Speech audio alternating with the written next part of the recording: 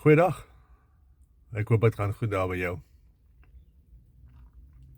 Die lewe het 'n manier om net ewe skielik net te draai.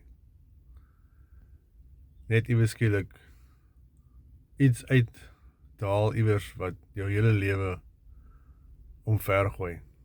Praat van dinge so siekte, aflegging, finansiële probleme, omstandighede met jou familie en vriende, kinders, vrou, man, dinge wat jy net nie gesien aankom het nie, wat binne letterlik sekondes of binne minute, alles waarvoor jy vir jare lang gewerk het, opgesteen het, net eenvoudig onklaar maak, ongedaan maak, en jou situasies dompel wat jy nie voorsien het nie, ongemaklike dinge, ongemaklike tye, dinge waarvoor jy bang is en dinge waarvoor jy vrees.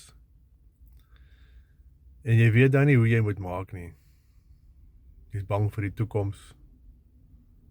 Jy is bang vir daardie siekte.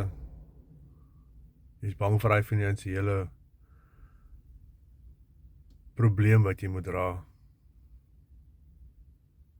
Jy is bang vir die toekoms van jou kinders, vir jouself, vir jou eggenoot.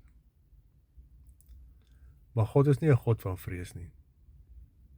2 Timoteus 1:7 Die Gees wat God ons gee, vul ons met krag, liefde en selfbeheersing. So is belangrik om te onthou dat daardie 3 hand aan hand loop. Jy kry krag, jy kry liefde, jy kry selfbeheersing. En maak nie saak in watter situasie jy jou bevind nie. Raak kalm. Leer dit voor God se voete neer. Filippense praat van, maak al jou begeertes aan God bekend, deur gebed, smeking en danksegging.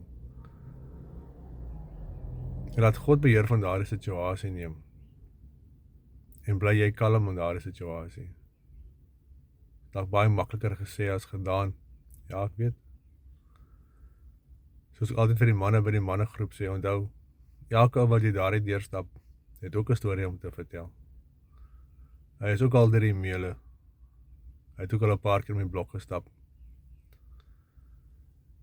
En daar is baie manne wat vir jou baie stories kan vertel, deur tye van swaar kry, moeilikheid, tye van vrees, maar het vasgehou in die Here.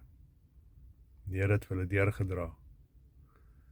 En as manne wat tans deur sulke tye gaan, vandag hier op hierdie oomblik, hou vas in die Here. En die Gees van die Here gee vir jou krag, liefde en selfbeheersing. Moenie ophou glo nie, moenie ophou hoop nie. Jesus is lief vir jou.